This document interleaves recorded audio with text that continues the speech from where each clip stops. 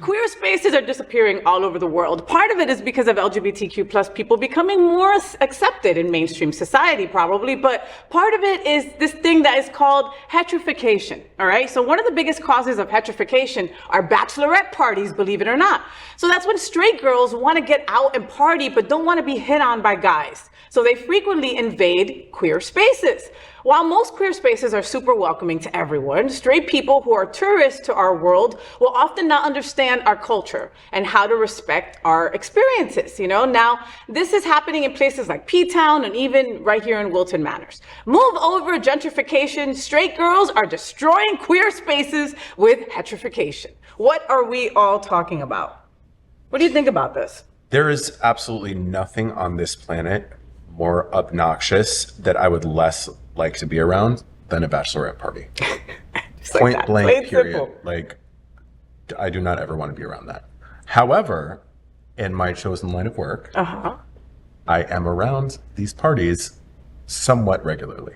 Okay. I mean, there was a point in your life where you were a male stripper. Okay. Yeah. And so there was a time in my life when I worked at a strip club. Don't get it twisted. I was the bartender. Okay. And I remember where there would be certain parties would come in and be like, yes, they're coming into party. They're coming into let loose and let some money out their pockets.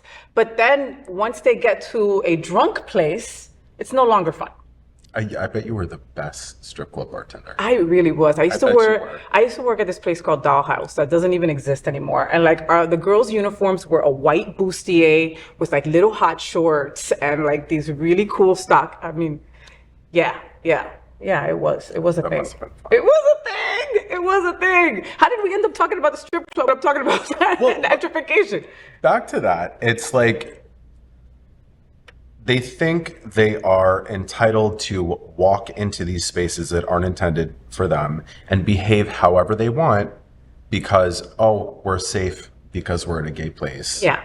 And at the same time, we're just going to act however we want to act because we're these like entitled chicks. Like, but it might not be entitlement, Damien. It might be stupidity or ignorance. It really could be that I know you see it as disrespect, but I really think it's a delusion. I don't think that people see it that way. They're not thinking far ahead as this might be a trigger. This might cause a LGBTQ plus person to not feel safe by having a hetero person here.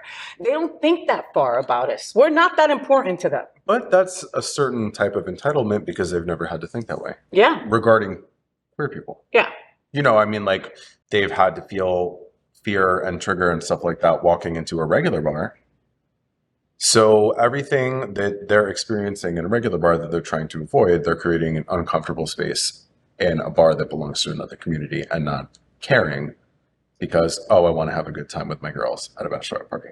Got it. And it's just like, they'll try and get on the stage. They'll try and get on the pole. They'll even come to like drag shows and stuff like that. And they'll try and dance with the drag queen. Yeah, I've seen that. As a part of the show. Their number. Oh my goodness. I don't ever effing want any drunk bachelorette people as part of my number ever, unless I'm pouring water. Like if you're pulling them into your routine, then that's different. Yeah. You're inviting them into your space. Yeah.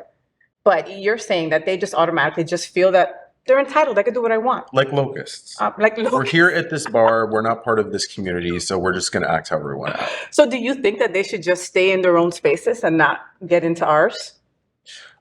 I think there's a respectful way to engage in other people's communities. And when you walk in with like a bull in a china shop attitude about it, that's not the respectful way to do it. Well, and that's why many gay boy places don't allow girls in. Yeah. I mean, I know that should be against some kind of law, but I can see how they'll be like, well, you know, we're not going to let you in. If you're more than two girls, we're not going to let you in because we don't want the debauchery and the craziness that you're talking about. I've seen like bachelorette parties where the girls are just so hammered that they get into fights. Yeah, it's embarrassing. They're knocking people over. They're knocking people off stages. Yeah. And I love girls. I have no problem being around straight girls at all. But when it's like an entire flock who want their party to be like the center of events in whatever space that they're in, that's when it becomes a problem. Mm. Or when straight people hijack other places, like gay places. weird places. This is what I think should happen. All those bachelorette parties should go with Faye What to a lesbian bar. All right. We'll have a great time. Whatever happens there stays there. You still get married the next day. Nobody talks about it. We're good. Let's turn them all out. That's it. No, we can't tell the straight people that we do that.